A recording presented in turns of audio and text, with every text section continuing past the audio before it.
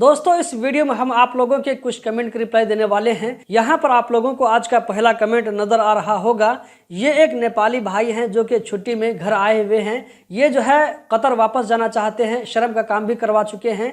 तो इनका पूछना है कि क्या हम इंडिया से वापस जा सकते हैं या नहीं जा सकते हैं। तो दोस्तों इसका जवाब है कि आप जा सकते हैं। बहुत सारे नेपाली ऐसे हैं जो कि अभी कतर इंडिया के जरिए जा रहे हैं और इसकी जो मेन वजह है वो ये कि इंडिया से जाने में टिकट का जो रेट है इसमें कम लगता है, जबकि नेपाल से ज्यादा लगता है। दोस्तों ये चीज मैं एक न्यूज में सुन करके आप लोगों के साथ में ये चीज शेयर कर रहा हूं। अगला सवाल दोस्तों यहाँ पर आप लोगों को नजर आ रहा होगा। इस भाई का कहना यह है कि इसकी कंपनी ने इस भाई को झूठे केस में फंसा करके इसको जो है कतर में नो एंट्री लगवा दिया। तो अब ये मुझसे पूछना चाह रहे हैं कि क्या हम कतर में जो नो एंट्री लगी है इसको रिमूव कर सकते हैं या नहीं कर सकते हैं। तो इसका जवाब है कि अगर आप कतर में होते तो वहां पर आप इसके बारे में, यानी कि आपकी जो कंपनी ने झूठा आरोप लगा करके आपके खिलाफ जो वहां पर केस बनाया है, तो इस केस के खिलाफ आप वहां पर कोर्ट में लड़ करके इंसाफ ले सकते थे। तो ये जो है कतर में रहते हुए पॉसिबल था। अगर आप कतर से बाहर आ चुके हैं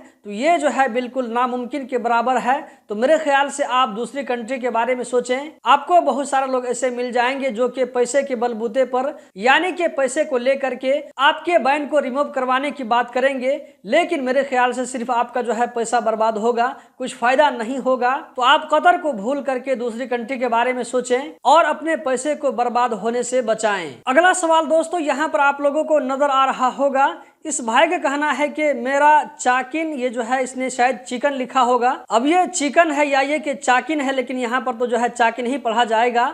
तो मेरा जो है चाकिन का सीआर था। ये भाई घर चले जाते हैं, उसके बाद 3 साल के बाद फिर वापस आते हैं। अब ये पूछ रहे हैं कि वो सीआर मुझे मिलेगा या नहीं मिलेगा। तो मैं यहाँ पर कहना चाहूंगा कि आपका वो सीआर मिल जाएगा। लगभग मैं 2013 और 14 की बात कर रहा हूँ। एक कतरी ने लगभग 10 साल पुराना सीआर जो है प्रिंट करवाया था। तो ये जो है मेरी आंखों के सामने में हुआ था। तो मैं इस एक्सपीरियंस की बुनियाद पर कह सकता हूँ कि अगरचे आपका जो है सीआर 3 साल पुराना हो चुका है, लेकिन उसका जो है कॉपी मिल जाएगा।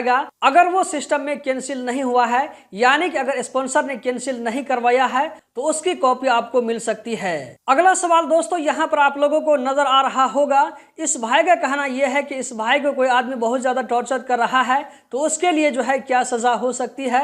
यहाँ पर मैं कहना चाहूंगा कि आपको जो आदमी टॉर्चर कर रहा है इसके खिलाफ आप जाकर के पुलिस में कंप्लेन करें। कंप्लेन करने से पहले कोशिश करें कि आपके पास में थोड़ा बहुत सबूत होना चाहिए। आजकल मोबाइल का जमाना है, आप आसानी से सबूत इकट्ठा कर सकते हैं। तो सबूत लेने के बाद में आप पुलिस से जाकर के बात करें, वहां पर कंप्लेन करें कि आपको कोई आदमी परेशान कर रहा है। उम्मीद है कि आपकी बात जरूर सुनी जाएगी। यहाँ पर आप लोगों को अगला कमेंट नजर आ रहा होगा। इस भाई का कहना है कि इस भाई को कतर में 1 महीना से ज्यादा हो चुका है। जिस आदमी के जरिए ये कतर में आए थे उसके बारे में कह रहे हैं कि वो आदमी मुझे आईडी नहीं दे रहा है और कफिल का भी पता नहीं दे रहा है। तो मुझे क्या करना चाहिए। सबसे पहले मैं इस भाई को कहना चाहूंगा कि आपके साथ में ऐसा क्यों हो रहा है, यानी कि आपका इकामा बन चुका है लेकिन फिर भी आपको इकामा नहीं दिया जा रहा है और आपके जो है कफिल तक भी जाने के लिए आपको पता नहीं बताया जा रहा है। इसकी क्या वजह है। कहीं ऐसा तो नहीं है कि आपका जो है कोई पैसा बाकी है उसको देने के लिए। दोस्तों इस तरह के केस में अपनी आंखों से देख चुका हूं कि क्या होता है कि सामने वाला बंदा आईडी का पैसा जमा नहीं करता है, जिसकी वजह से उसका इकामा रोक लिया जाता है। तो कहीं आपके साथ भी ऐसा कोई प्रॉब्लम तो नहीं है। अगर ऐसा प्रॉब्लम नहीं है, यानी कि आपकी तरफ से कोई कमी और कोताही नहीं है, फिर भी आपको आईडी नहीं दिया जा रहा है, तो आप पुलिस में जाकर के बात करें। वहां पर भी आप हेल्प ले सकते हैं। वहां पर अगर आपकी बात नहीं सुनी जाएगी तो आप लेबर मिनिस्ट्री में भी जा सकते हैं हेल्प लेने के लिए। अगला सवाल दोस्तों यहाँ पर आप लोगों को नजर आ रहा होगा। आप में से किसी भाई ने पूछा है कि मेरी भी कंपनी घर जाने के टाइम में सर्विस ग्रेजुएटी या ये कि बोनस नहीं देती है, तो इसके खिलाफ मुझे कहां पर कंप्लेन करना चाहिए। तो मैं इस भाई को कहना चाहूंगा कि अगर आप कंप्लेन करना चाहते हैं तो आप लेबर मिनिस्ट्री में जाकर कंप्लेन कर सकते हैं, लेकिन कंप्लेन करने से पहले आपके पास में ये जानकारी होनी चाहिए कि अगर आप अपनी कंपनी के खिलाफ में केस दर्ज करवाते हैं तो वो केस रजिस्टर हो जाएगा, लेकिन इंसाफ कब तक मिलेगा इसके बारे में नहीं कहा जा सकता है। हो सकता है कि आपका जो है केस 1 महीना में भी सॉल्व हो जाए, 6 महीना में भी सॉल्व हो जाए, या आपको जो है 1 साल से ज्यादा भी लग सकता है। तो सोच विचार कर अपनी कंपनी के खिलाफ में कंप्लेन करें। दोस्तों हम बढ़ते हैं अगले कमेंट की जानिब। इस भाई को कतर में काम करते हुए 2 साल हो चुके हैं। 15 दिन के बाद इसका जो है इकामा एक्सपायर होने वाला है। इसकी कंपनी ब्लॉक हो चुकी है। तो अब ये पूछ रहे हैं कि अगर मैं घर जाता हूं तो कितने दिनों के बाद में फिर वापस आ सकता हूं।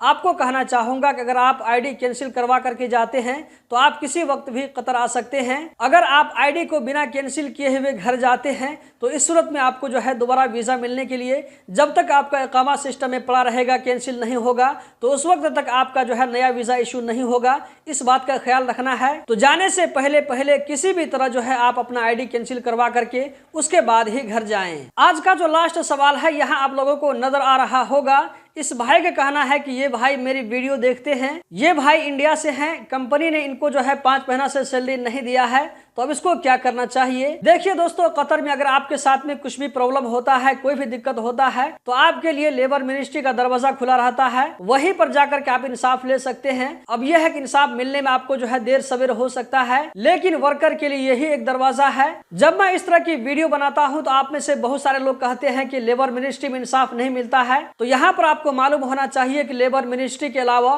कोई दूसरा रास्ता भी तो नहीं है। आप कहीं पर भी जाएंगे, चाहे वो एम्बेसी हो या ये कि ह्यूमन राइट्स हो, तो सबसे पहले आपको बोला जाएगा कि आप लेबर मिनिस्ट्री में जाकर कंप्लेन कराएं। वहां पर कंप्लेन करने के बाद ही में आप ह्यूमन राइट्स जा सकते हैं, या ये कि एम्बेसी वाले आपको कुछ करेंगे। एम्बेसी की तरफ से बहुत ही कम मदद मिलती है। जो कुछ भी होता है वो लेबर मिनिस्ट्री में होता है, या ये कि केस को हाई कोर्ट में रिफर कर दिया जाता है, जहां पर आपको एक लंबा वक्त इंतजार करना पड़ता है इंसाफ पाने के लिए। इसके अलावा दोस्तों जो है कोई तीसरा चौथा रास्ता नहीं है। दोस्तों इस वीडियो में इतना ही। हम जल्द ही मिलते हैं किसी नई वीडियो में। वीडियो को लाइक करके आगे जरूर शेयर करें। बहुत बहुत शुक्रिया।